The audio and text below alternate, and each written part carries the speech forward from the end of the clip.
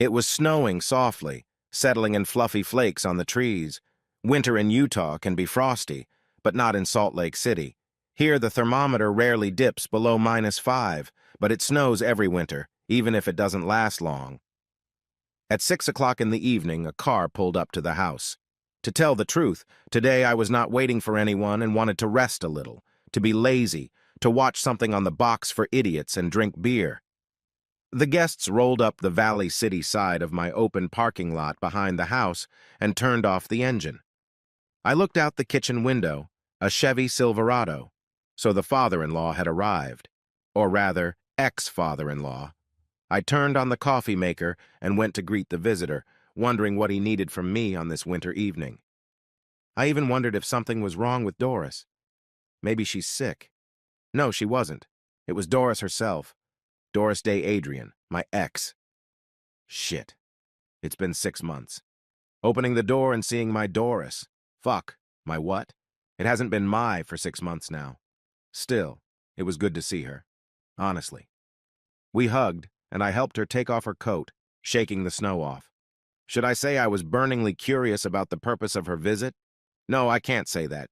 She came to visit, thank you. What's the big deal? Dory didn't like coffee.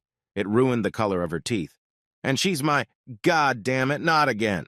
Oh, come on. She hasn't been at my place for a long time. Anyway, Doris is an orthopedic dentist, and she knows better than anyone I know how to take care of my teeth. I poured orange juice into a glass and set it on the living room table. Then I added plates of croissants and vanilla donuts. Day looked around the living room and probably noticed that nothing had changed since she left. She settled into her chair by the table and sat watching me fidget and smiling. We chatted about the weather, my parents' health, her health, and a lot of other nothing. And I kept waiting for her to finally get to the purpose of her visit. She didn't come to ask about my health. To tell you the truth, after she left, I kept thinking she'd try to get back at me, maybe even shoot me or something. But today, if that's what she wanted, she would have killed me as soon as I opened the door. No. She sat there, smiling genuinely, looking me in the face. No aggression whatsoever. I know how to spot that. Well, let's spend some time enjoying each other's company. We've been married almost 5 years. It's been a good life, I can't complain. We've had our moments. But show me a family that doesn't have them. We had this house. It was a nice little house, I'd say. Brick with an open parking lot in the backyard. It keeps well cool in the heat of the summer and warm in the short winter. It has 2 bedrooms in the attic, a spacious living room, and a large basement where a small gym is set up. It's a small plot of land, 1/4 of an acre, but we weren't going to plant maize. In this house, we were quite comfortable. We settled in and had guests over. We lived in it, loved it, and enjoyed it. This lodge is a departmental lodge. It belongs to Brinks, and we lived in it without any concern for rent. I had a contract with Brinks, and if I worked there for 20 years, I would automatically own the house. Besides, as a veteran who was in a hot spot and was wounded, I pay half of the utilities. The state adds the rest. Last year, I changed the soft roof to a metal roof and painted the roof a dark pale color, practical and beautiful. The old one looked quite unpresentable, and this year I planned to plaster the plinth and paint it beige, but it turned out the way it did. Doris put the glass on the table and sighed. You're probably wondering why I'm here. Dory, why did you do that? I'm curious about what you came to see me about, but you didn't come. I'm glad you're here, honestly. You know, I've been seeing Noah Foster. I gasped. Dory, are you crazy? He's a married man and he's 10 years older than you. Doris got mad. Harris, he and I just happened to meet and talk. There's no need to get your hopes up. He told me everything. I'm sorry, Dory. I said, embarrassed. You thought I was a whore, did you? Dory looked me in the eye with defiance. Well, I'm sorry, Dor. I really blurted out the wrong thing. So what did you talk to my boss about? The ex leaned back in her chair and looked at me sadly for a while. He told me the whole story, she continued, and explained that you had to do so.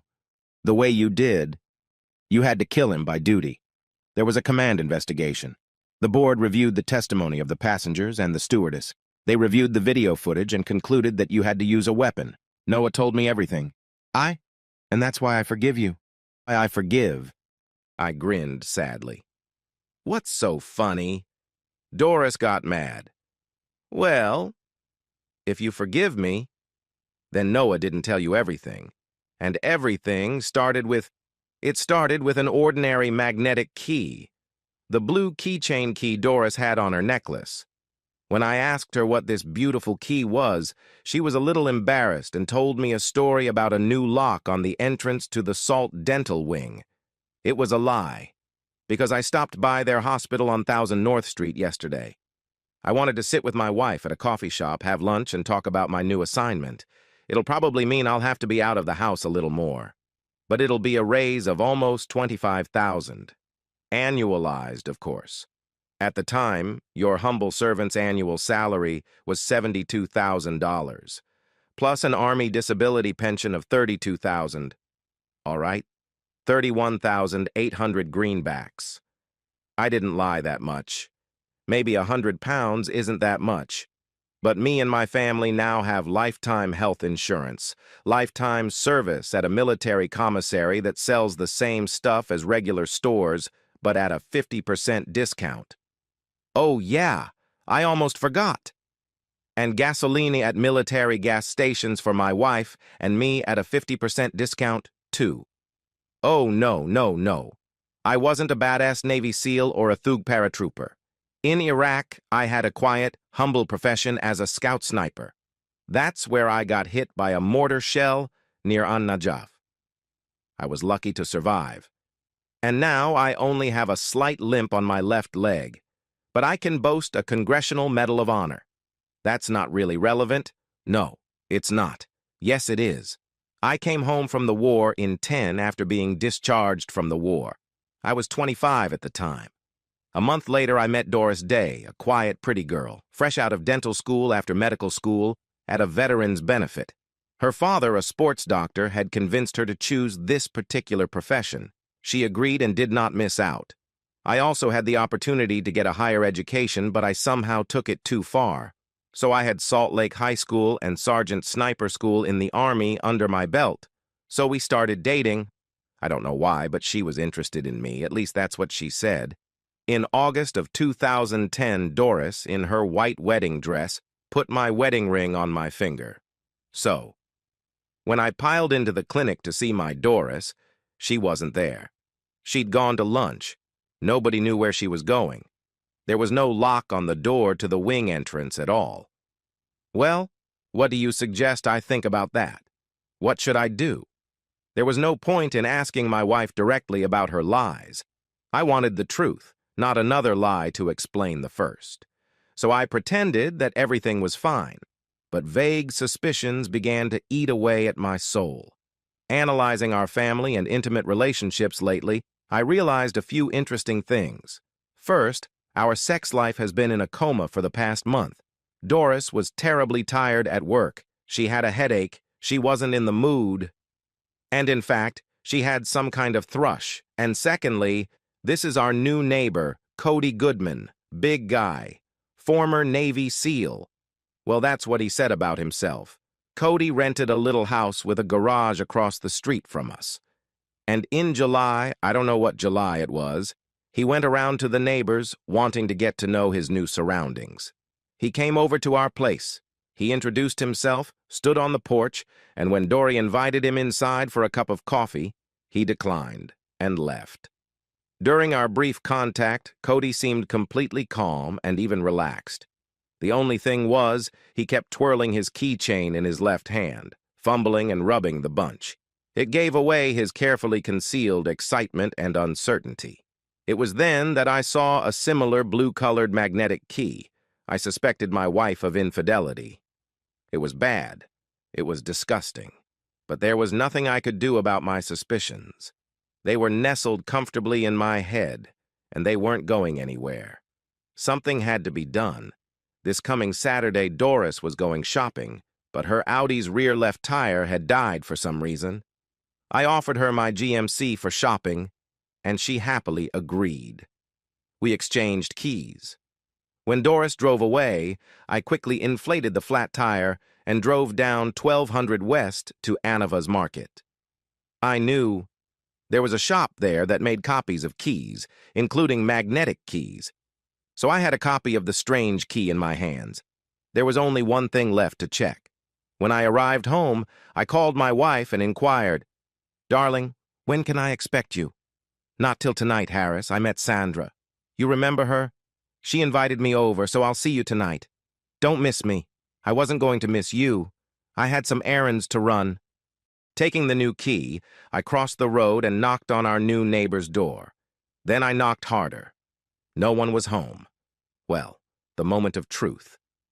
I applied the new key to the lockbox. It chimed, clicked, and the door opened. The world collapsed. All this I was now telling Doris as a curious episode in my life. Damn it! Harris, you sly snake! I must have looked like an idiot on that trip. Jesus, Dory, why like? You were a fool in love. You've been so careless about your affair, I can't believe it. But you know, that's not all. Let me make some calls, okay?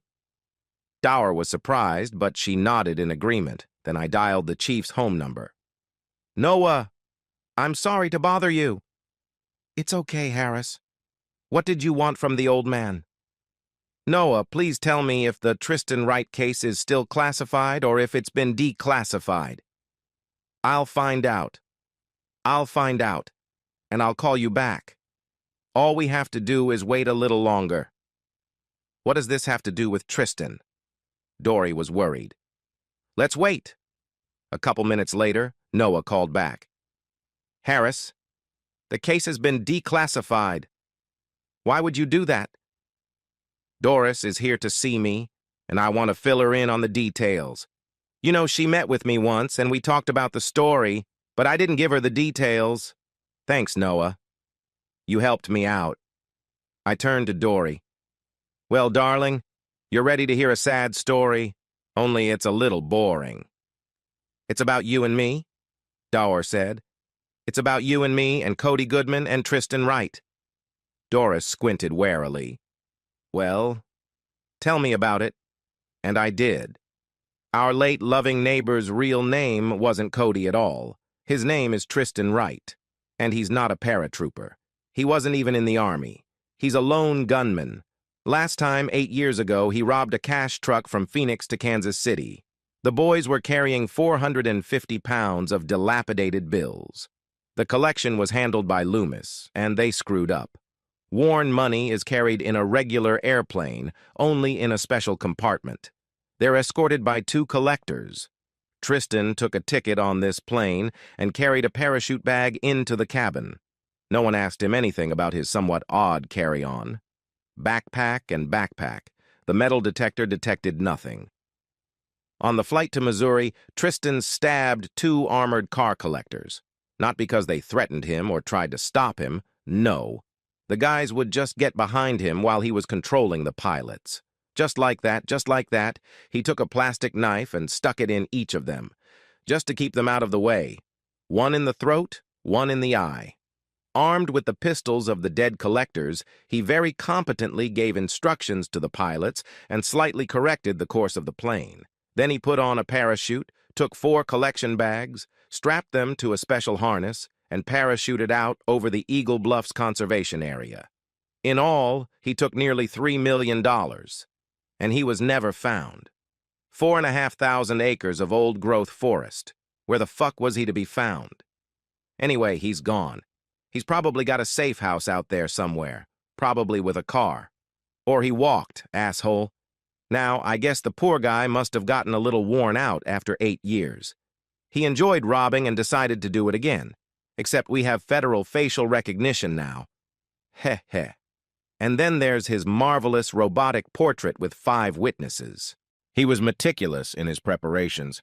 It was important to him to know when I was flying out to Missouri, where we have 2 federal banks. So he controlled me through you. He found out that Brinks was moving money out of Salt Lake, and I'm in charge of getting the money bags from airport to airport. He needed to know the day and time of my flight. He could easily determine the flight number from the terminal's schedule. Doris sat there with her mouth open, and I went on. "You know, Dory, when he was arrested, I asked him, Did you have to ruin my marriage over such trivial information? I mean, he could have gotten it some other way. He said, it's more interesting that way. X sat there with a pained look. She sighed convulsively. He did say that? I interrupted. I know what he told you. He was being led by the FBI, and there were bugs and cameras all over the apartment. They showed me the porno movies they made of you. God, Dory moaned. They saw everything. Oh my God, oh my God, oh my God. Then she jumped up. You knew in advance that Cody was lying to me and did nothing. How could you? Dor, honey, listen to me. When I found out whose key you had, I got a call that night and was invited into the chief's office. There were 3 FBI's sitting there, and they got me. They asked me what I was doing at the intruder's door. I explained. They didn't believe me, but in the end I managed to convince them that I wasn't involved in the robbery. That's when they told me all this. I looked at Day with pity. The thing is, at that point, everything had already happened. The marriage had broken down and couldn't be repaired. You had become a stranger. I was asked to hold back information, not to get hysterical, and to hold off on the divorce, which I did. At my request, I was shown several pornographic videos starring you and Cody. I know he promised to marry you and take you to the Philippines. But he lied about everything, Dory. Everything he told you was a lie. There was a couple of million or two at stake, and he went for it through mangled fortunes and dead bodies. So you got off easy. He could have killed you in cold blood as an unwanted witness. So, we left International Airport at 4 and had to arrive at Wheeler's Port by 6:30. When he got up from his seat in the cabin, the whole group realized that it had begun. I got up to stop him too, because access to the back of the plane during the transportation of valuables is forbidden, and this was announced over the selector. Stopping in front of me, Tristan pulled out a plastic dagger and tried to stab me. He didn't know the cabin was packed with FBI agents. 8 men, professional wolfhounds. He was shot in the shoulder. Shot in the shoulder is an understatement. Expansive bullet shattered his joint. I didn't even have to do anything. Doris put her hands over her face. Still, she loved the geezer, and it was hard for her to imagine him suffering. I continued. He was handcuffed and given first aid. I asked permission to sit next to him and talk to him, and I was allowed to. That's when he told me that he fucked you for sport. He also said he didn't want to kill me. He said we 2 soldiers could have worked it out. It's a pity, he said, that we were interrupted. I grinned. Warriors! He wanted to make a deal with me by fucking my wife. He was never in the service. Bastard. Harris, you're telling a scary story, Dor said in a trembling voice. It's like I'm in another life. I never thought it could be like this. You can't do that to a man. You can't do that to a woman. I mean, I loved him. Okay. Now tell me how you killed him. Dory, this is hard. I want the satisfaction of knowing he's dead. Oh my God, what am I saying? Harris, you just destroyed me. Okay. She breathed in and out quickly to calm herself down. Talk to me. I'm listening. I did. He asked to go to the bathroom, and I volunteered to go with him. Where would he go from the airplane, right?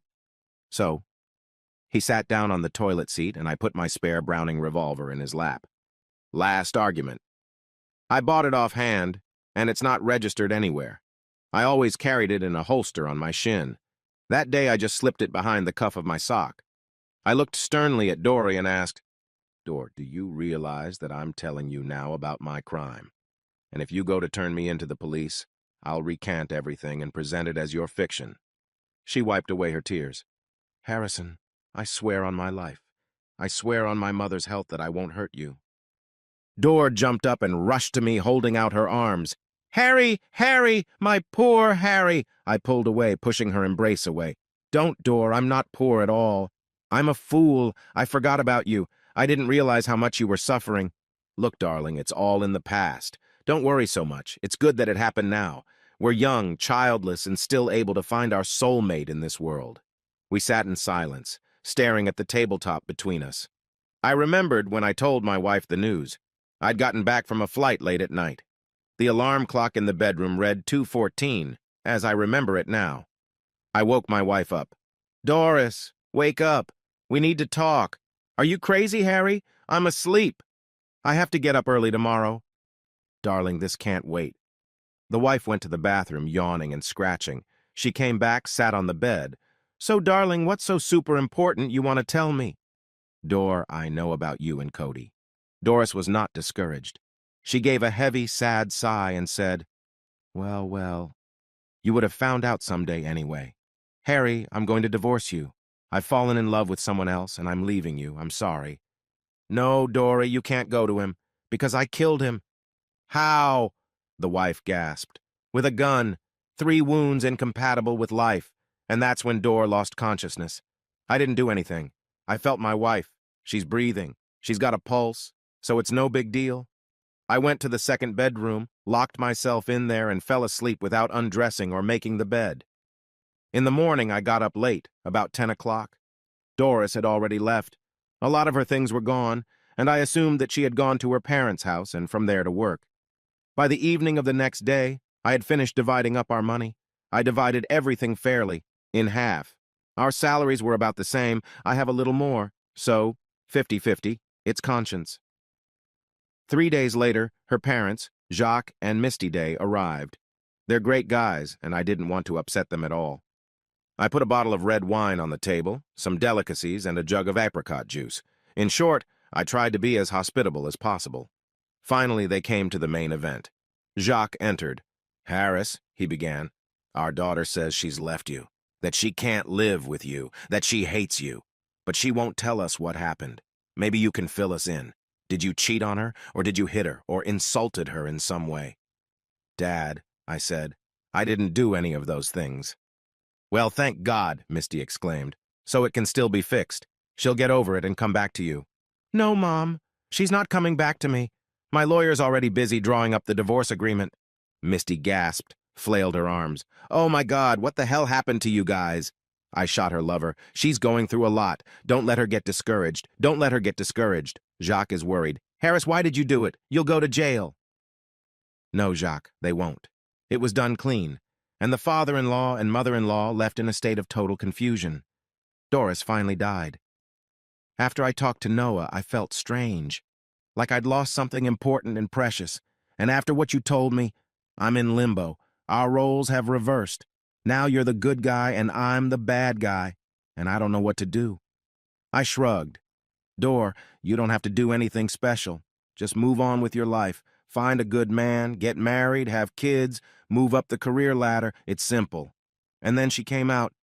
Harris, let's start over. What do you mean? I was surprised. Let's start dating. Become friends. I interrupted. Dory, we're not enemies as it is. No, we need to become friends with benefits. Do you understand? Maybe we'll realize the need to become husband and wife again later. I'm sorry, Dor, but I'm not ready for remarriage, so no. The ex is in a hurry. Wait, Harry, don't be in a hurry. Remember, we were good together. Well, think about it. I've already thought about it, darling. Now think about it. Why would you want a husband you don't love and who will cheat on you all your life? Doris froze in shock. But why? Why what? What made you think you'd be an unloved husband? I just shrugged my shoulders. I'm not going to lecture her about my feelings. It's not about her. It's that I'm going to think that. And why would you cheat on me for the rest of my life? Would you want to hurt me as much as I hurt you? No, I don't want to hurt you. I'll cheat on you. Probably because I don't feel obligated to be faithful to you. We were silent for a moment. Then Doris got up to leave. Come with me, darling. She put on her coat, hugged me, and said goodbye. I'll think about what you said. I'll try to find the strength to accept your cheating. And I'll try to find my way to your heart. And she left. I didn't tell her I was in a close relationship with my widowed neighbor. I mean, hell, Doris knows what she's up to, right? And Ruby has 2 kids, and she's in dire financial straits. She's struggling, pulling her boys through. And if I'm not going to marry her yet, I'm not going to leave her to her fate. There's a lot I'd like to do for her. And I gotta tell you, Ruby is 10 points ahead of my ex-wife in bed. She's so, you know what I mean. So let Doris think all she wants.